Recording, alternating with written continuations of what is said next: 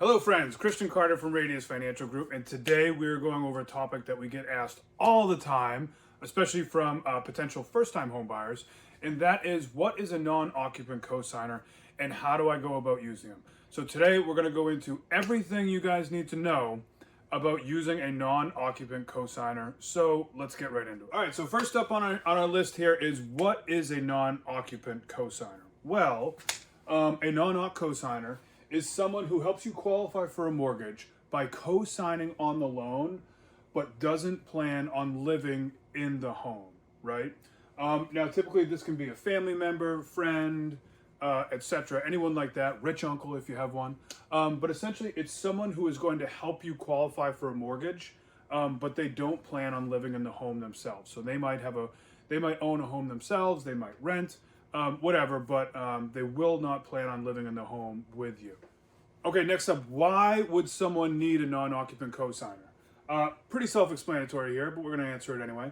So the most likely reason a potential home buyer needs a non-occupant cosigner is because a low credit score from the primary borrower, or possibly a high debt-to-income ratio from the primary borrower, or insufficient income, right? And honestly, usually it comes down to a debt-to-income ratio or an insufficient income issue.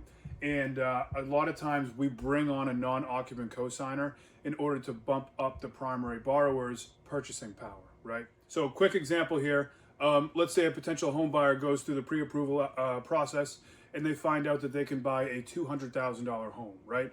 But there are no properties for 200 grand in their area. So they bring on a non-occupant cosigner, and the non-occupant cosigner pushes their purchasing power up to about 400,000, right? So that's normally why we're going to see a non-occupant cosigner come onto a mortgage. All right, so up next is how. So how do we go about adding a non-occupant cosigner to the mortgage? Well, two things I want to talk about real quick.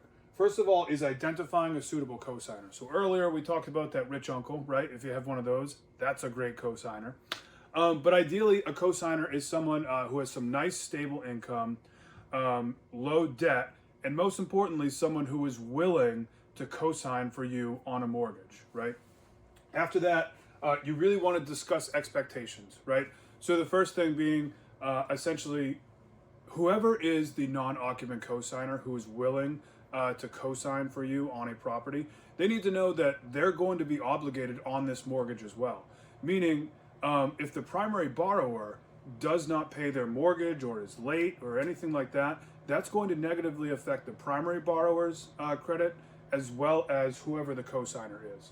So discussing expectations up front with your cosigner is extremely important. All right, so next and last up here, frequently asked questions. These are the two questions that we get all the time, with number one definitely being the most popular. So number one frequently asked question, will the cosigner be able to qualify for their own mortgage down the line, right? So sometimes we'll have a non-occupant cosigner come onto the mortgage and they don't own a home yet, but they plan on owning a home or buying a home in the next couple of years, right? So the answer to this question is yes.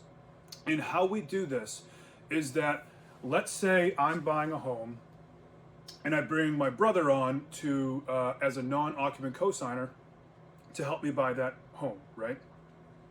Now, 2 years down the road, my brother goes to buy his own home. And the loan officer, who hopefully is me, pulls their credit and says, okay, Christian's brother, you have a mortgage here that says you're a cosigner for. In order for my brother to not count that mortgage against him so he can buy his own home, we would just need to see 12 months worth of payments from the primary borrower or me in order to not count that mortgage against the non-occupant cosigner, my brother, right? So long story short, yes, that cosigner, that non-occupant cosigner can qualify for a mortgage, but we're probably going to need to see 12 months worth of payments from the primary borrower, right? Hope that helps. Next one, are non-occupant cosigners allowed on all types of mortgages? Unfortunately, no. But the real popular mortgages out there, they are. So conventional mortgages, FHA mortgages definitely allow for non-occupant cosigners. However, the two mortgages that tend to give us a little bit of trouble, USDA and VA, those two mortgages do not allow for non-occupant co-signers, of course, because there's a lot of stipulations that come with those two mortgages. But all right, that's it. That is everything you need to know about non-occupant co-signers. I hope you found this video helpful. If you did, I'd love it if you can give it a big thumbs up. And of course, if you guys have more questions that you want me to answer and make videos on, please leave it in the comments below. Other than that, if you do tend to like these videos, I'd love it if you could hit subscribe. It does help me out.